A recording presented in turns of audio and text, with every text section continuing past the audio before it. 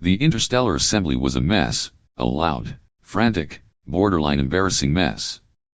Picture a room full of the galaxy's most powerful beings, all yelling over each other like kids fighting over the last cookie. That's what I walked into at Zenith Prime, the orbiting hub where every major civilization sent their delegates to pretend they could get along. Today, though, pretending wasn't an option. The news had just hit, and it was the kind of bombshell that made even the toughest species sweat. Someone had killed a human. Not just any human, Captain Amanda Stone, commander of the Earth frigate Aurora. And trust me, that was the dumbest move anyone could have made in about 100 light years. I'm Jace Lightforge, by the way. Ambassador for the Solaris Coalition, professional observer of chaos, and currently the only guy in the room not losing his damn mind.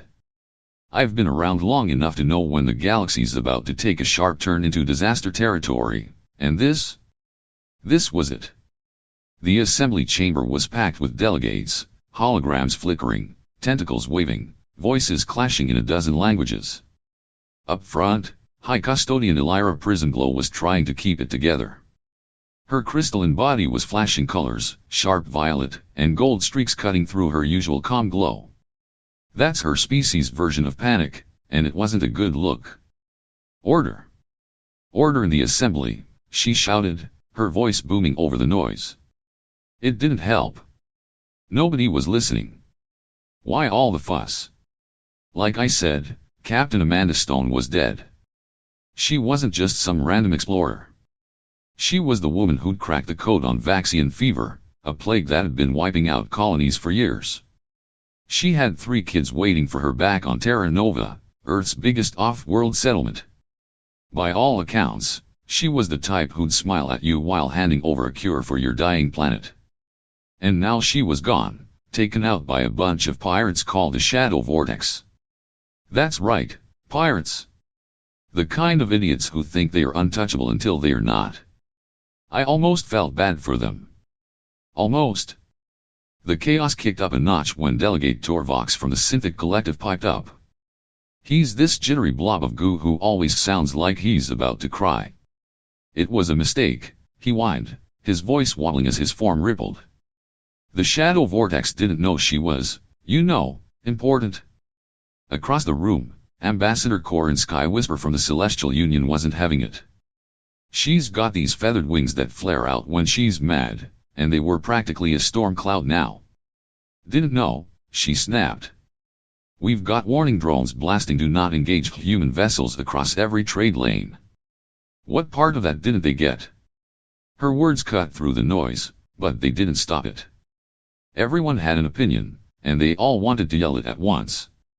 I leaned back in my hover chair, arms crossed, watching the whole thing unfold. Those warning drones? Yeah, that was my idea. I'd pushed for them years ago after reading up on human history, stuff the rest of these clowns apparently skipped. Not that anyone was thanking me now. They were too busy pointing fingers and freaking out. Elira banged her gavel, or whatever you call the glowing stick she uses, and tried again. Silence. We need to address this. Her colors were shifting faster, a mess of jagged lines. I could have laughed, but I was too busy wondering how long it'd take for the real trouble to start. Humans don't mess around when you cross them, and killing Amanda Stone? That was crossing them with a capital C. The Shadow Vortex had no idea what they'd kicked off. They probably thought they'd scored a quick win, nabbed some cargo, flexed their muscle, call it a day. But here's the thing, humans aren't like the rest of us. They don't just roll over. They don't shrug and move on. They get quiet, they get organized, and then they get even. I'd seen the signs before, little hints in their treaties, their tech, their weird habit of slapping warning labels on everything. The rest of the assembly? Clueless. Torvox kept blabbering about how it was an accident, and Corin kept shouting about the drones, but nobody was asking the right question, what happens next? Me, I just sat there, smirking a little. I knew what was coming. I'd read the human playbook, wars, strategies, the whole deal. They'd been warning us for years, and nobody listened. Now the shadow vortex had gone and killed one of their best, and the galaxy was about to find out why that was a terrible idea. Elira's voice cut through my thoughts, sharp and desperate. "Ambassador Lightforge, you're awfully quiet. Got anything to say?" I grinned, leaning forward. "Oh, I've got plenty. But you're not gonna like it." The room went still for a second, all eyes on me. "Here we go. Let's roll back the clock to the exact moment everything went to hell. I wasn't there, trust me. I like my skin intact too much to get anywhere near that kind of action, but the black box recordings from the Aurora laid it all out like a front row seat to a train wreck. The Shadow Vortex pirates had been tailing Captain Amanda Stone's ship for weeks, stalking it through the Nebula Drift, a messy stretch of space packed with gas clouds and floating rocks. These weren't your average low-life raiders. Led by Captain Zane Darkspear, a guy who oozed arrogance like it was his job, they thought they ruled the galaxy.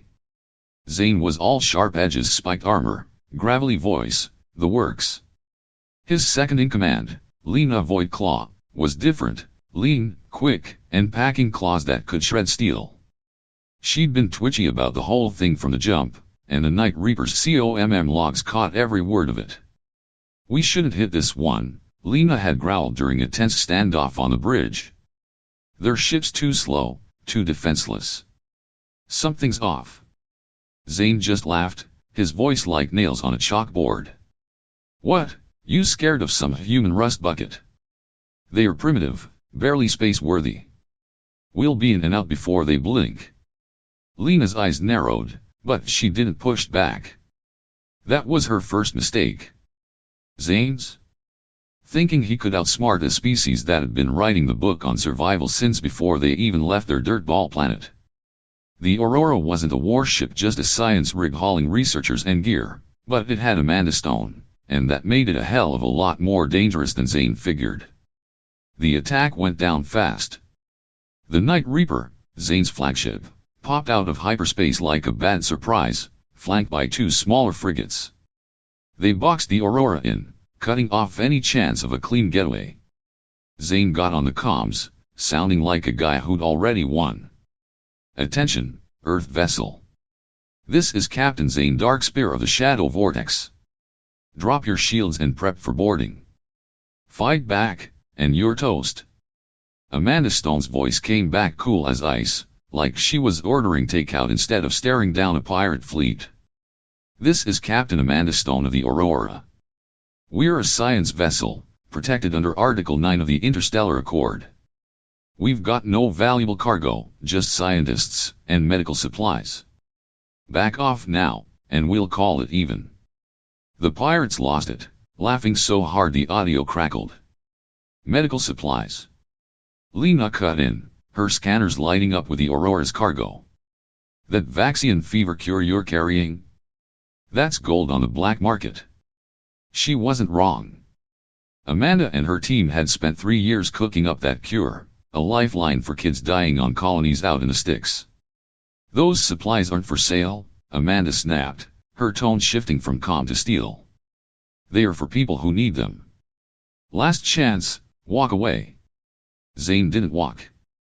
He smirked, leaned into the mic, and said, "Fire a warning shot.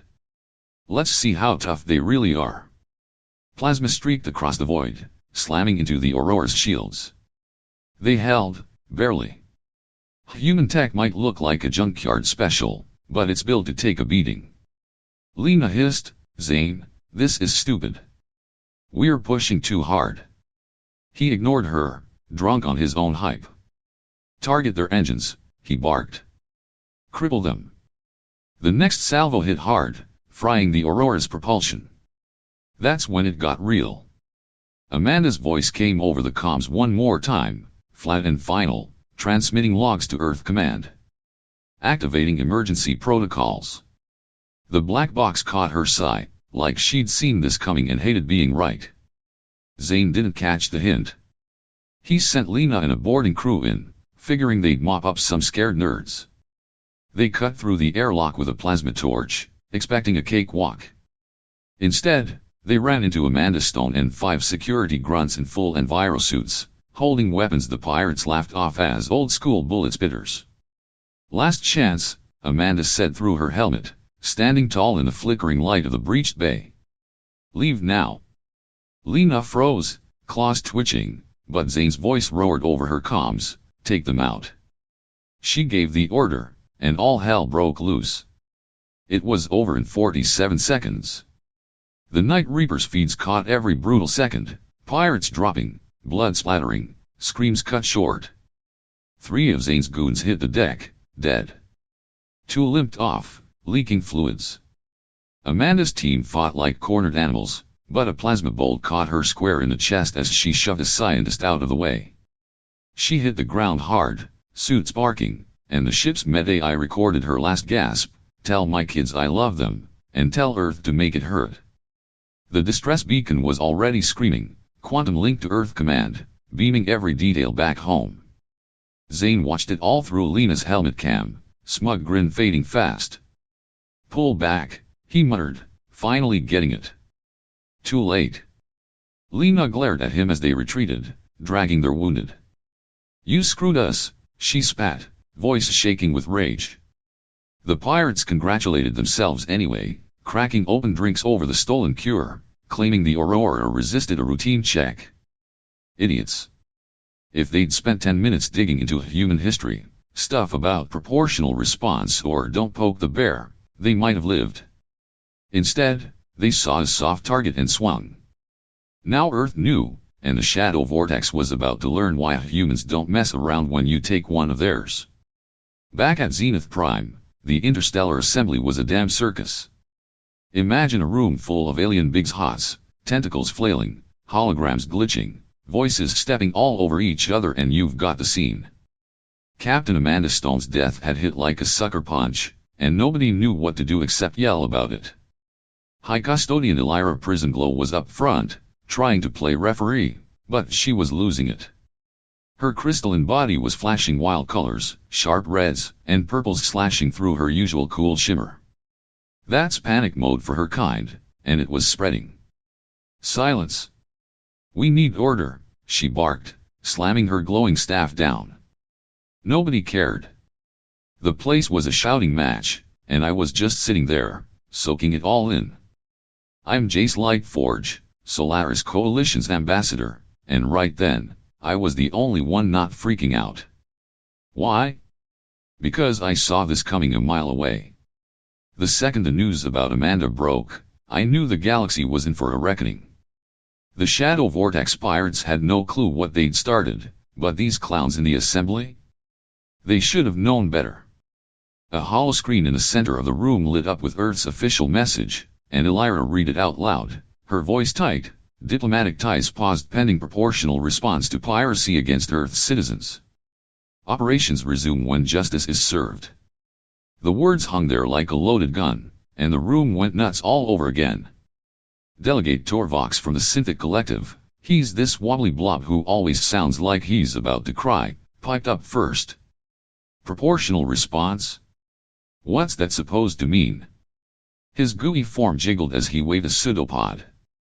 Before anyone could answer, Ambassador Corin Sky Whisper from the Celestial Union jumped in, her feathered wings snapping open like she was ready to fight. "What's it mean?" "It means trouble, you idiot. We've got drones screaming don't touch humans across every trade lane, and those pirates still pulled the trigger." Her voice was sharp enough to cut glass, but Torvox just shrank back, muttering, they didn't know who she was. I couldn't hold it in anymore. I laughed loud, right in the middle of the chaos. Every head turned my way, optical sensors, eyes, whatever they had, all locked on me. "Oh, you poor, clueless suckers," I said, wiping my eyes like it was the funniest thing I'd heard all year. "You really don't get humans, do you?" Elira's colors went full on crimson, and she glared at me like I'd just insulted her whole species. "Ambassador Lightforge, if you've got something useful to say, spit it out now." Her staff hit the floor again, sparking. I grinned, leaning forward in my hover chair. "Useful? How about crucial? While you've all been patting yourselves on the back for trading with humans, buying their cures, and calling their tech cute. Did any of you crack a history book? Look up what they do when you mess with them. Dead silence. Torvox blinked, or rippled, I guess, and Corin's wings drooped a little. Nobody had an answer. I pulled up a data slate, scrolling through stuff I dug up years ago. Humans have this saying, mess with a bull, you get the horns. Except with them, it's more like mess with a species that invented war before they invented spaceships, and you're screwed. I let that sink in, watching their faces, or face equivalents, go blank.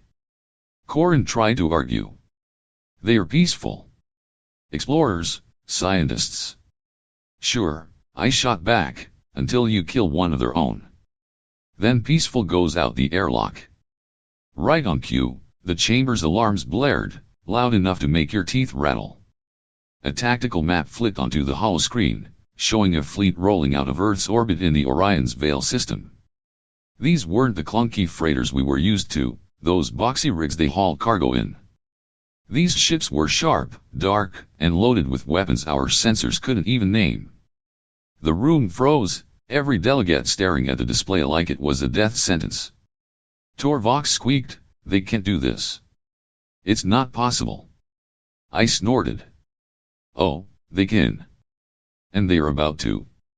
Elira's voice cracked as she tried to take charge. What have we let loose here? Her colors were flickering so fast it was hard to look at her. I leaned back, smirking. You didn't let anything loose. The shadow vortex did. They killed Amanda Stone, mom, scientist, hero, and now Earthspist. You think those warning drones were for show? I pitched them because I knew what humans are capable of. Nobody listened, and here we are. Corin muttered, we should have acted sooner, but it was too late for that. The map kept updating, ships moving, bases going quiet. The galaxy's big dogs were squirming, and I was just getting comfortable. Humans don't play games when you cross them, and this was about to get ugly. The days after Amanda Stone's death were quiet, too quiet. Not the kind of quiet where you relax with a beer and kick your feet up. This was the kind where you feel the hairs on your neck stand up, like something big's about to drop and you're just waiting for the boom. I'm Jace Lightforge, Solaris Coalition's ambassador, and I was glued to my office at Zenith Prime, watching the galaxy start to unravel. Earth didn't scream or threaten after the shadow vortex took out their captain. They didn't need to. They just went dark, and that silence was louder than any war cry. Terra Nova, Earth's biggest colony in the Orion's Veil system, was the first to shut down. One day, their trade ports were buzzing, ships unloading quantum circuits, alien merchants haggling over prices. The next? Dead. Gates locked, docks empty, not a human in sight. The Zenari Guild, a bunch of slick traders who'd gotten fat off human tech, flipped out. Where's our damn shipment? The rep, a guy named Valher, yelled over the comms during an emergency session. We've got contracts. Earth's response was a canned line from an auto system, routine maintenance in progress. I laughed into my coffee. Maintenance, my ass. The Zenari didn't buy it either. They started picketing human embassies, tossing insults and threats. One of their crews even tried to storm a trade office on Helios Prime. Big mistake. Human security bots hauled them off in seconds, no fuss, no words. Helios Prime was next. Their university domes, famous for teaching alien students human biotech, went on lockdown. Professors sent polite messages, extended holidays, sorry for the inconvenience. Then the shields snapped up, turning those big glass bubbles opaque. Environmental upgrades, they claimed. Right. I'd buy that if I thought humans cared about fancy excuses. Meanwhile, Luna Secundus, the tourist trap Earth set up ages ago, closed its doors too. Millions of visitors got the boot, left scrambling for shuttles while the diplomatic offices relocated to nowhere anyone could find. The galaxy was starting to feel it. Humans weren't just stepping back, they were pulling the plug. Reports piled up on my desk faster than I could read them. Trade ships spotted human freighters slipping off their usual routes, vanishing into the void. Military bases in Orion's Veil lit up with activity energy spikes our sensors couldn't pin down. I caught Delegate Torvox from the Synthic Collective at a briefing, looking like he'd melt into a puddle. "They're running scared," he said, voice wobbling. "Hiding from more attacks."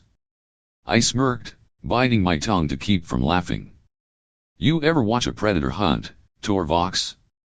It doesn't roar and charge, it goes quiet, gets low, waits. That's what they're doing."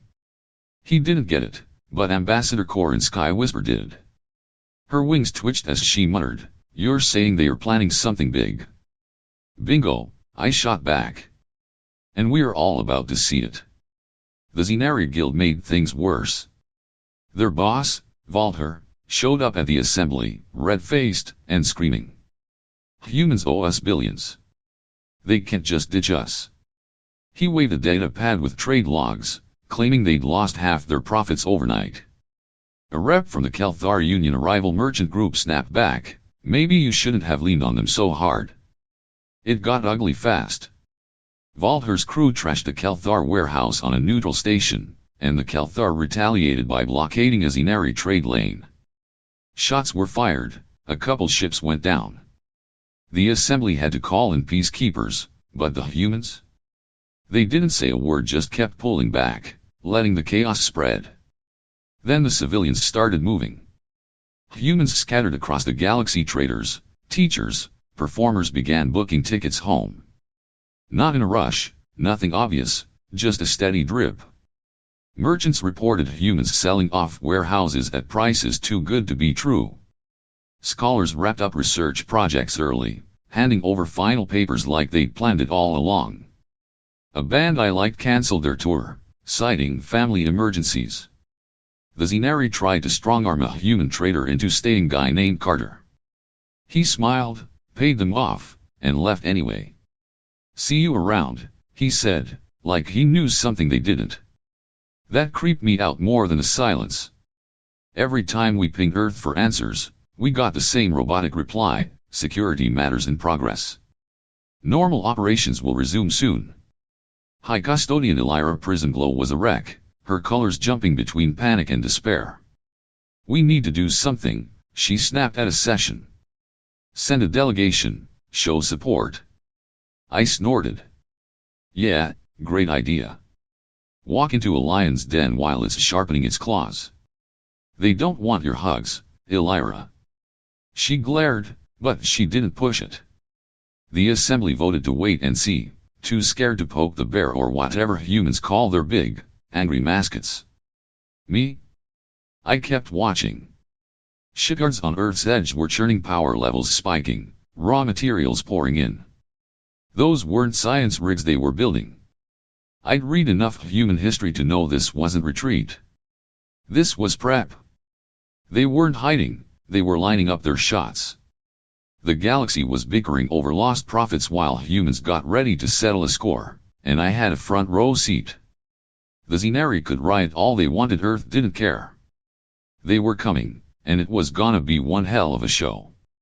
The first punch landed out of nowhere, or it would have if you ignored all the damn warnings nobody bothered to read.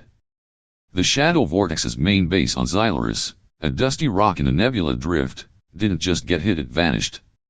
1 minute, it's a sprawling fortress bristling with guns, the next, it's gone, like someone flipped a switch and erased it.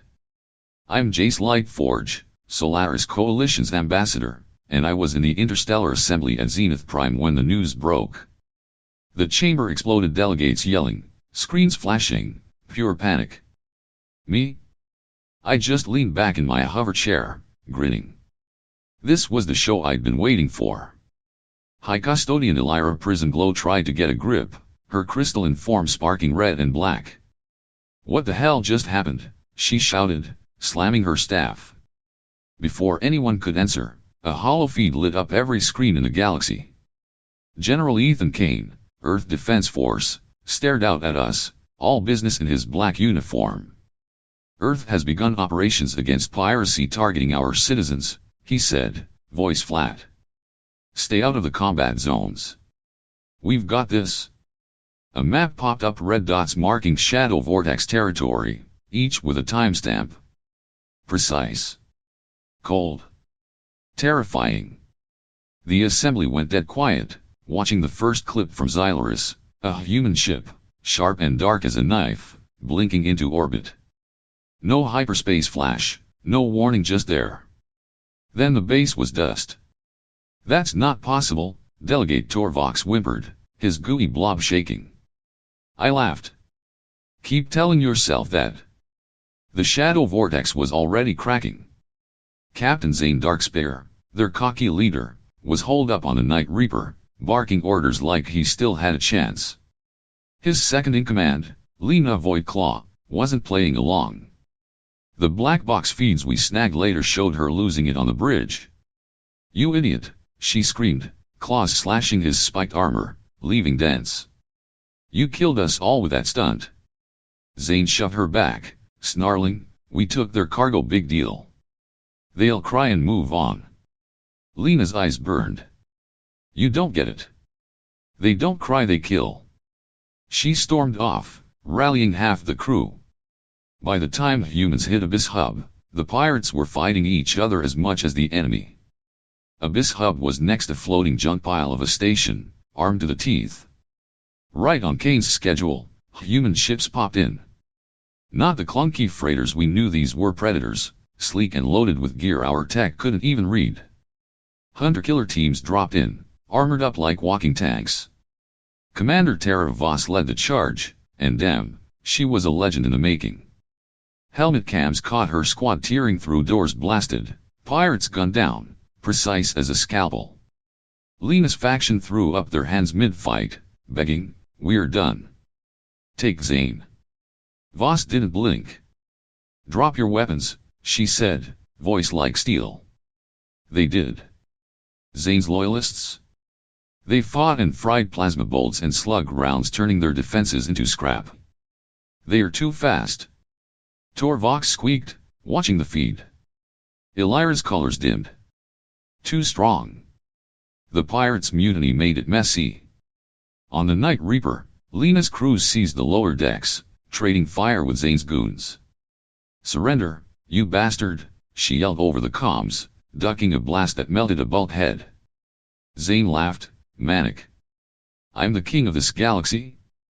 Then a human strike hit ships, slicing through their shields like butter. Voss's team boarded, weaving through the chaos. One clip showed her dodging a pirate's claw, planting a round in his chest, then moving on. Lena's rebels gave up fast, piling weapons in the corner.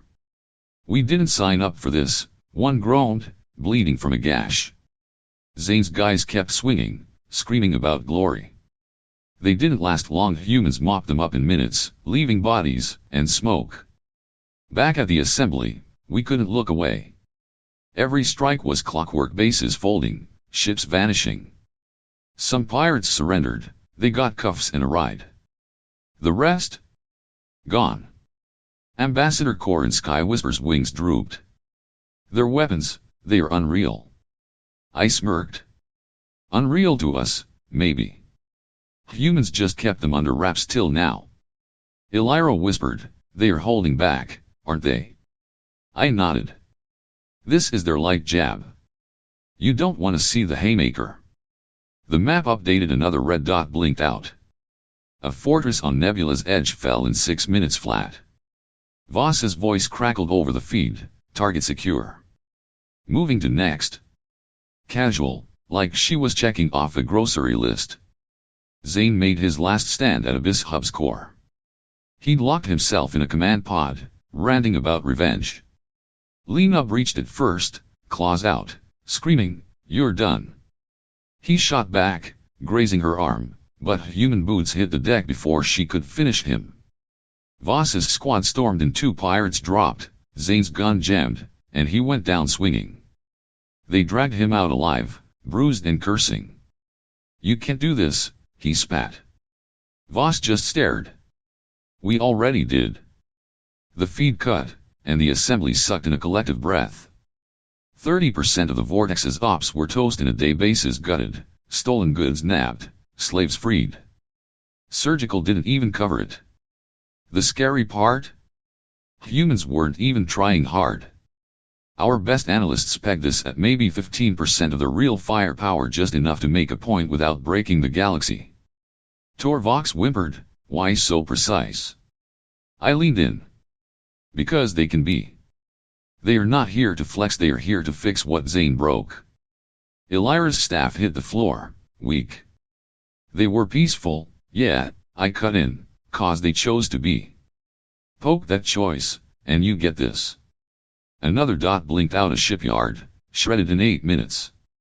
Corin muttered, "We underestimated them." I grinned wider. Yup. And the show's not over. Humans kept rolling, every move calculated, every shot on target. The vortex was bleeding out, split by Lena's betrayal and Zane's ego. Voss's team was a ghost story come to life there 1 second, gone the next, leaving wreckage and whispers. The assembly watched, helpless, as Earth turned the nebula drift into a graveyard. This wasn't war, this was a lesson, and we were all enrolled whether we liked it or not. 7 days after it started, the shadow vortex was a memory, bases smashed, ships scrapped, pirates locked up or dead. Zane Darkspear, the big talking jackass who'd kicked this whole thing off, was hauled before Earth's tribunal, bruised and ranting. The galaxy let out a breath, figuring it was over. I'm Jace Lightforge, Solaris Coalition's ambassador, and I was in the Interstellar Assembly at Zenith Prime, watching the cleanup on the holoscreens. Everyone thought humanity would dust off their hands and go back to being nice neighbors. Then Director Myra Sethi's hologram flickered on, and the rug got yanked out from under us. This wasn't just about piracy, Myra said, her voice cold as a deep space void. She stood there, all calm and collected, like she was announcing a weather report. Captain Amanda Stone's death wasn't a mistake we avenged. It was bait. The chamber went silent, dead silent. Even High Custodian Elira Prismglow's colors froze, stuck on a dull gray. Myra kept going. We let it happen. The shadow vortex was a tool, a loud, stupid tool to flush out a bigger threat. Someone in this assembly's been funding them, trying to kneecap Earth for years. Now we've got the proof. A data stream hit the screens, encrypted comms, credit trails, all linking vortex cache to accounts in my own damn Solaris Coalition. My gut dropped like I'd been sucker punched. Delegate Torvox squeaked, "That's insane," but Ambassador Corin Sky Whisper just stared, wings limp. Elira's staff clattered to the floor. "You sacrificed her," she whispered. Myra didn't flinch. Amanda knew the risks. She signed off on it, her last act was to make it count. We've rooted out the rot. The galaxy's safer now. She paused, then added, "You're welcome." The feed cut, leaving us with that bombshell and a map of Earth's colonies lighting back up, trade ports open, ships rolling out, like nothing happened. Humans went right back to normal, smiling, trading, slapping warning labels on everything. But the vibe was different. Everyone knew they'd played us, and we'd never see them the same. I stood up, legs shaky, and tossed my ambassador badge on the table. "I'm out," I said, voice flat. Elira blinked at me. "Lightforge, what out?" I repeated. "If my own coalition's dirty, I'm not sticking around to clap for the cleanup." I walked out, past gaping delegates, my head spinning. Was Solaris the bad guy? Did I miss the signs? The galaxy was safe, sure, but trust. That was shot to hell. Earth didn't gloat, they didn't need to. They'd pulled the strings, let Amanda die to smoke out a traitor, and won without breaking a sweat.